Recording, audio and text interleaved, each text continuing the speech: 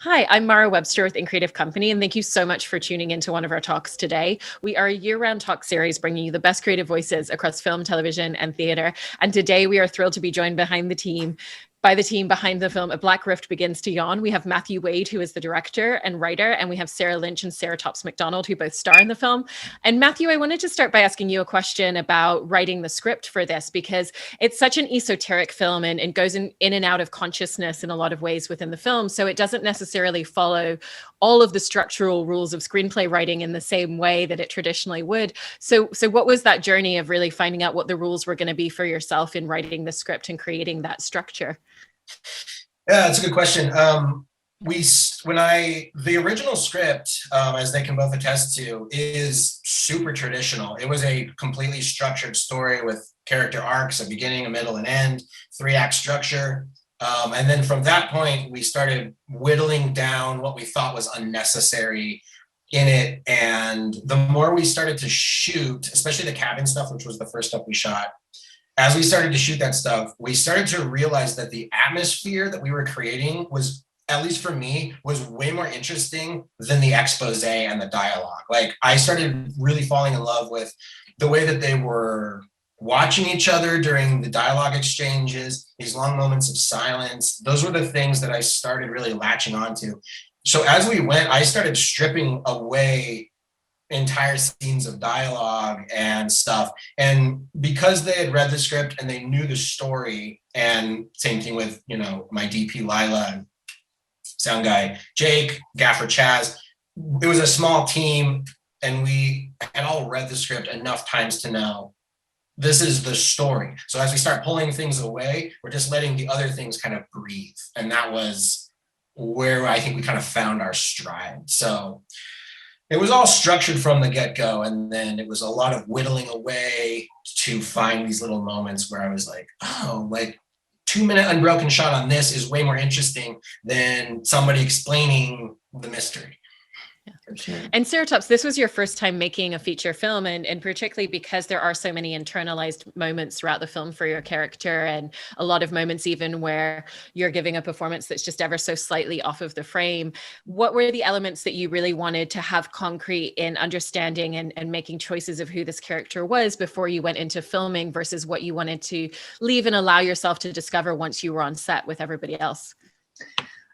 Well, so, like Matthew just said, the beginning of the script was much more linear than what we ended up with. And I think Matthew had said he's done 25 different cuts from beginning to end of the film. So it was really interesting to see what dialogue, what story was actually incorporated in all of the filming, and how, since this was my first film, how film works and how he did pick and choose what remained. It was very much what I expected and not at all what I expected in the end. I think that the bits and pieces that he chose to keep were the I'm most intrinsically important to the storyline if you're particularly looking at the interaction between these two characters. Some of the scenes were very intense. Some of them were very rushed. Some of them, we had more time. So the whole experience from the beginning to end was just purely awesome, in the fact that I was left in awe at the end of every day. Like, what just happened? What did we just do? The whole filming of, bits and pieces, and how they're torn apart and replaced back together, and how you do all of this filming here and then you move to a different location, but they'll be spliced back and forth throughout the film. The whole thing was sort of just like being given, this background of alchemy, in film, and sort of this recipe book for the magic that can happen. So as far as the character development, I relied very heavily on Sara and Matthew and the rest of the crew to help me out, explain things to me, and kind of guide me as we went, because I had no clue what I was getting into, but 100% game for any of it. So it was fun. I had a great time. She came in guns blazing, so it was very helpful. Yeah. Like, fearless from day one, so that made it much easier. I want to give her mad props because there is a scene where she's giving a monologue, and we had to get the heck out of that location like 2 hours ago, and we had no time to shoot, and the things she's saying are absolutely absurd, and she just sold it and nailed it, and we got like 2 takes of it. They were perfect, and we got out, and I don't know how she did it. She is amazing. And Sarah, I've heard you talk a little bit about how you actually, prefer not to do much rehearsal before going into filming something. And that was the case with this project as well.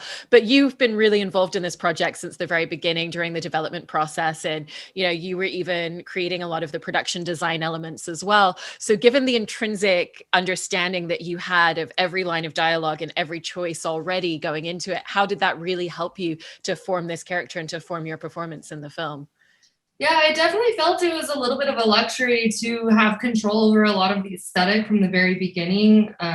Matthew and I working together as well as living together, we sort of have this shorthand. So I felt like it came together really organically, and being able to take the time of meticulously selecting props, little bits of things to put in the background.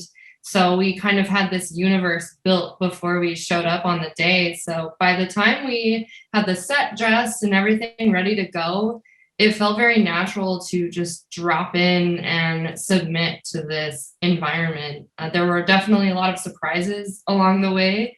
That's another luxury of having a 6-person crew. Like, you don't have to stick to your plan. You're able to kind of follow those organic things as they come along. It's really exciting and cool to see what develops that you weren't expecting.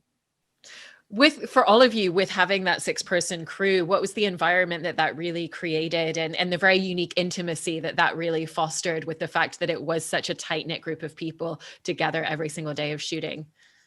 And it was really, really, sorry.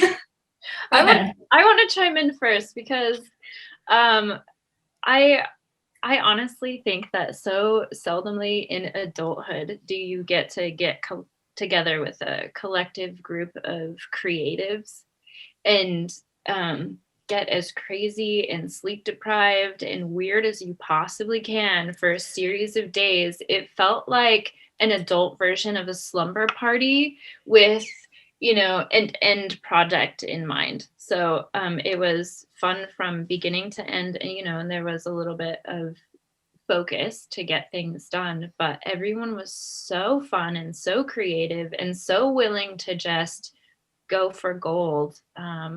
It was an adult slumber party, in my opinion. I had the best time I've had in a very long time. So I have to agree with that 100%. We had the other luxury of kind of knowing everybody. We've worked with Lila before. We worked with Chaz, Jake, Sarah and I worked together. We were all buddies. So we knew we'd be able to survive in this very intimate environment for that amount of time. But it's not very often that you are shooting a film in the place where you were also sleeping and living. So we were sitting down to dinner together at that table. It was really, really fun to be able to take those moments in between and like have our little family meal. I was cooking a lot of it with help from our DP Lila and Saratops as well, which you definitely don't see. I really, really enjoy just leaning into all these aspects together. And I think you can feel that intimacy in our environment on the screen as well. Yeah, everyone kind of jumps in to like make the final product. So as soon as as soon as a scene is done, we have to move. The actors and me will grab a C-stand and a bag of dirt and move things around and like help set up the camera rigs and stuff like that. So having that set up means you can kind of just do what you need to do. And Matt, I wanted to ask you about working with Lila, your DP, because this was her first time shooting a feature film, but she's actually a photographer, so has, a great eye already coming into it. And the two of you make so many really distinctive visual choices in how you approach the way that you wanted to film this, from thinking about color effects to the playfulness of lighting and the way that you frame everything. And so what was that journey of really figuring out that initial roadmap of what you wanted the visual language of this film to be? When I pitched the idea to Lila, I was like, hey, can we get coffee? I want to tell you this idea I have about a movie, and I'd be curious to know if you wanted to shoot it. So we were going to meet for about 15 minutes at a coffee shop. And then we ended up leaving about 4 hours later because we had just sat there talking about film and photography and lighting and just films that we liked and films that I was like, oh, if you like this one, you should check out this one. We got into this conversation. And from right about there, I think it was pretty clear to both of us that this would gel well because Lila, at her essence, is in her core is an artist first, and she has struggled with being on other film sets where she did not feel like it was an artistic endeavor. She felt like it was just, this is the schedule, this is what we need to do. There's no room to like explore. There's no room, as David Lynch says, there's no room to dream. There's no room to like take the time, excuse me, to fill out the space. So when I was talking about that, and we were talking about the approach, and she had this big photography book of like black and white photography that she liked, and we were going through and looking at them. And so then after that, it was pretty much like, yeah, whatever the movie is, let's shoot it together. Like whatever we end up work, because I was still kind of working on the script, and but once she had read the script and once I had read it, once we had like talked about it, from there, it felt pretty organic. We never argued once on set about how anything needed to look or be. I brought her on because I liked her eye. So I was just like, this is what we need to do. We were really meticulous with shot lists and planning before we ever showed up. So that stuff was really, really structured, including like what filter colors were going to be used in certain sequences. If we were going to stack filters together, that stuff was all mapped out. We had all that stuff planned. So that when we showed up, we had room and time to explore things that weren't planned. Like if we were, and we didn't shoot any, I mean, pretty much everything that's in the movie is A cam. We don't really do B unit stuff. And we didn't shoot in like inserts that we knew we weren't going to use. I like to shoot, I think because my background is shooting on film stock, I do not like wasted, my brain just does not think in terms of like wasted time, like even though we're shooting digitally. And she was of the same mentality. She shoots on film when she does her photography and has it developed in a dark room.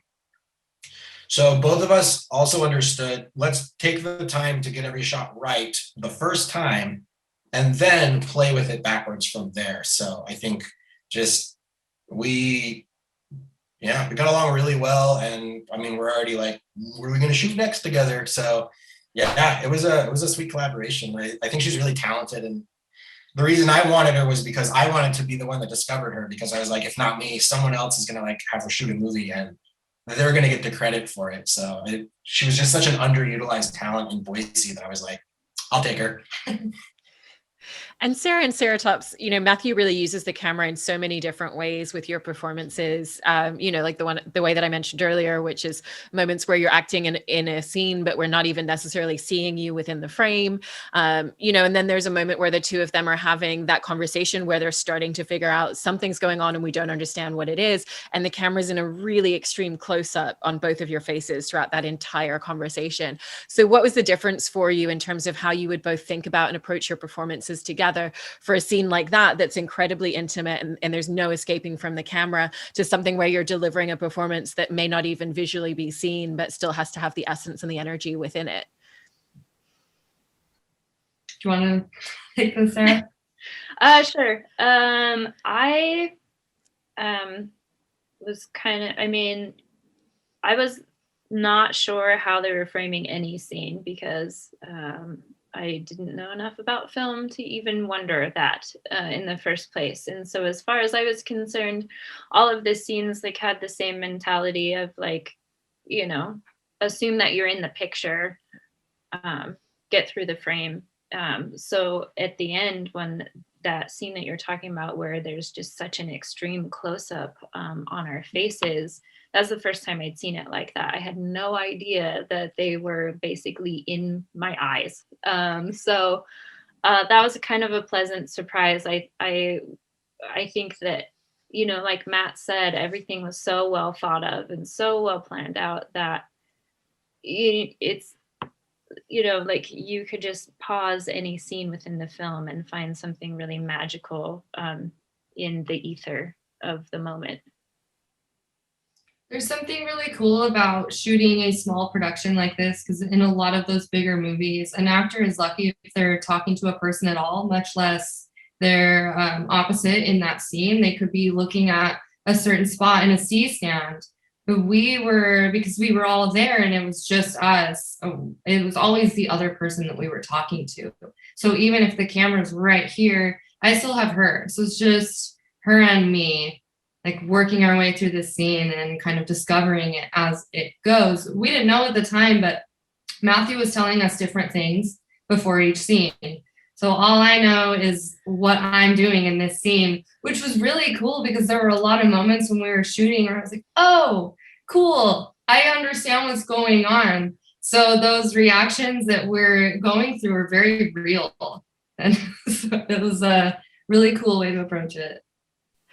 And with all of you, you know, with these two characters, there's such a dance between the idea of consciousness, what's reality, and they're not even sure themselves a lot of the time, you know, what's really in front of them.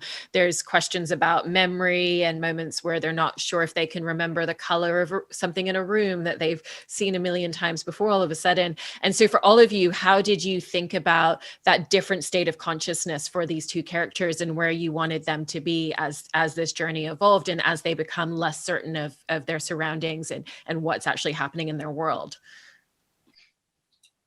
That was an interesting thing to navigate through. It felt less confusing at the time. I mean, we had it all very planned out and we were able to follow the script and we shot a lot of it in order, which certainly helps. I think a lot of that confusion happened after the fact.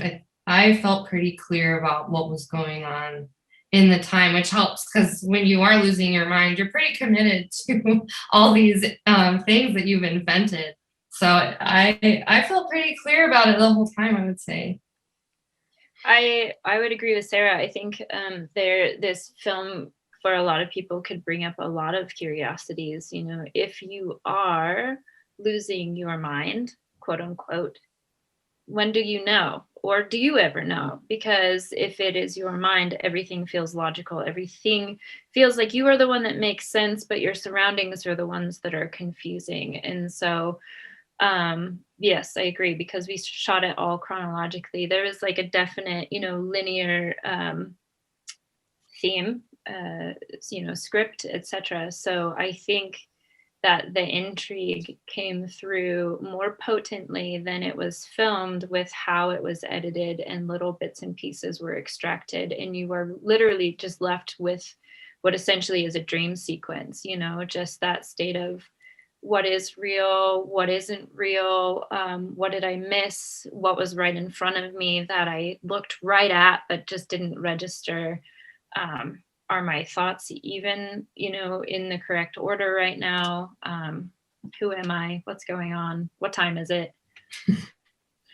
So, and you know, Matthew, that's such a gift to be able to give your actors, to be able to shoot chronologically. And I think especially with that internalized emotional journey that the two of them are going on throughout the film, was that always the intention and something that was important to you to achieve in how you wanted to make the film? Yeah, it never really occurred to me that it was an option because almost no movie is shot that way. But Nicholas Refn talks about shooting every film chronologically when he does it, so that specifically, if he wants to pivot the style or the direction, he can, and it's not going to affect anything that they, you know, shot that's supposed to take place at some other point in time. And especially for a movie like this, where we were kind of slowly, intentionally, we really started it slow, like a 2-minute shot of the desert with the sun rising to start the film. The idea being that if you're going to be placed in the context of these characters, then we, the filmmakers and the actors, need to know where the characters are in their journey, so that when we drop the audience into the middle of it, there's this balancing act where I didn't want the audience to have more information than the characters, which is another thing that movies never do. And I think one of the frustrations that people have with it is they're like, well, I have all these questions about the plot of the satellite or what the project was. And I'm like, but that's not the point of the movie. The point of the movie is these women and their perception of each other, of their own agency, of whether they're the same person or not, which is what a lot of people read into it, like if it's sort of got this persona sort of thing going on with it.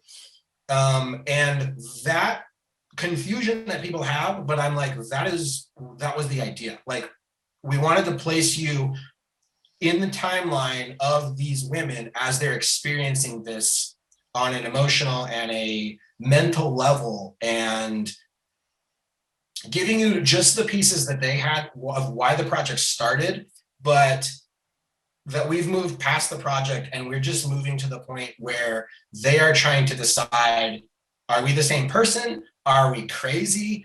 Did this thing happen? How come our memories of the book is blue or red, the different types of bathtub? Those kinds of conversations, I think they happen in real life without answers. A classic one, and the reason I used the books in particular was because we were asked a couple times about our connectivity between like Clive Barker or H.P. Lovecraft, which are both huge influences on me. But for the life of me, I cannot tell you which one I discovered first, nor can she. She got me one of those writers. She bought me a collection of their stories because I liked the other writer. But in my memory, I cannot tell you which one came first. And that's why we kind of did the thing with the books, and also why when people want answers, I'm like, I don't even have the answers for like the inception of my own concept for this thing. So if I give you an answer, I'm having to make it up because I don't have it myself. So I think once we had everything kind of lined out and the characters knew where they were, then from that point, I think we had that freedom where we were like, okay, now let's just do something unto like the movie that we want to make. Let's see that. And whether or not anyone else gets it, hopefully they just have an emotional connection with it if they don't have a mental connection with it. And as well as the visual elements in the way that you stylistically tell the story, that way you also use sound design and music composition to really create this experiential feel and this very specific mood and tone throughout the film as well. And you composed the music yourself as well. And I read that you went through 10 or 11 different scores. And because of that, I was really curious about the different types of sounds and tones and music composition that you experimented with before you landed on that final version.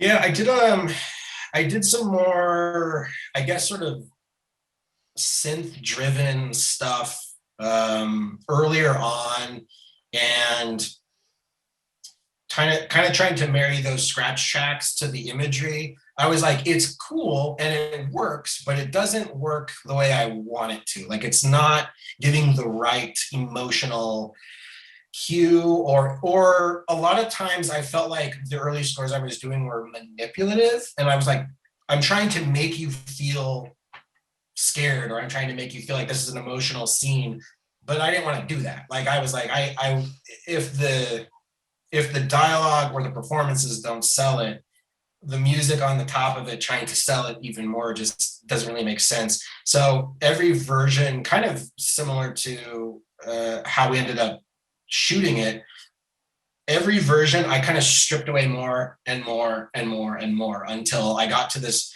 one where, as Jake, the sound designer, and I were kind of playing with it, we were like, it'd be cool if the sound came out of the if the music came out of the soundtrack rather than like being laid over the top of it. So the first 3 or 4 music cues we have kind of slowly, organically come out of the sound of insects in the desert, and those things, we sort of had them build their way out of the way that the world sounded, because I didn't want the score to be like, I'm the score.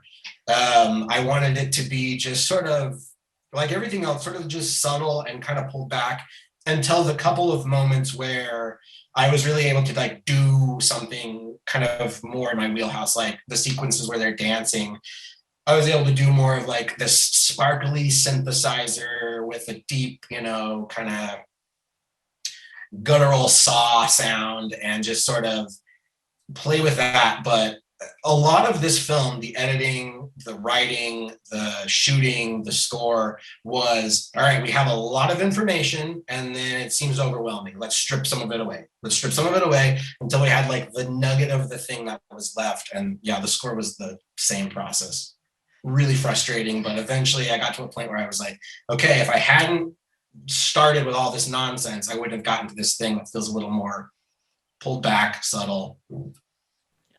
And then Sara and Saratops, given the intimacy and in the way that the two of you got to work together and really develop these characters and the journey that they go on, I wanted to actually ask each of you what you feel you had the opportunity to really pick up and learn from the other from working alongside each other so closely. I would say I was incredibly impressed with Saratops because she had never been in a feature film before. And we just threw this lead role at her. And I felt like I needed to up my game to meet her where she was at. So it was really this humbling moment of I've been making films with Matthew for so long, and to feel like I'm being outclassed by someone with very little experience is like, oh yeah, you better get your stuff together and meet her at this, because there's a lot of pressure. She was amazing. So I didn't want to let her down or let the film down. So I really felt like I was on my toes the whole time. That was flattering, Sara, and unnecessary. But I think that if I would have been hugely intimidated had I not been actual personal friends with Sara and Matthew, which I think made everything much easier on me, because instead of feeling like I was in a film, I felt more like I was exploring this creative process with people who knew what they were doing, and I was learning something wonderful. It was really strange to spend so much time glaring directly at a really good friend of mine who I had no qualms with. And then just as soon as the scene was over, just go right back to telling jokes and having a great time. But they were both everybody was so professional. There was so much joking going on. But then when it was time to run a scene, it was, like, we're all here for this reason, very focused and very supportive. So if I didn't get something right the first time, we try it again, they'd kind of coach me through, and, away we go. But no amount of glaring at Sara has made me feel anything less than absolute love for her. So I just thought it was fun. I had a great time. I'd gladly do it again at any point. So. That's so wonderful to hear. And congratulations on the film. And thank you so much for taking time out of all of your days to have this conversation with us this afternoon. Thank you. Thank you. Also, great questions. We've done this a handful of times, and I thought all your questions were on point. This has been my favorite interview so far.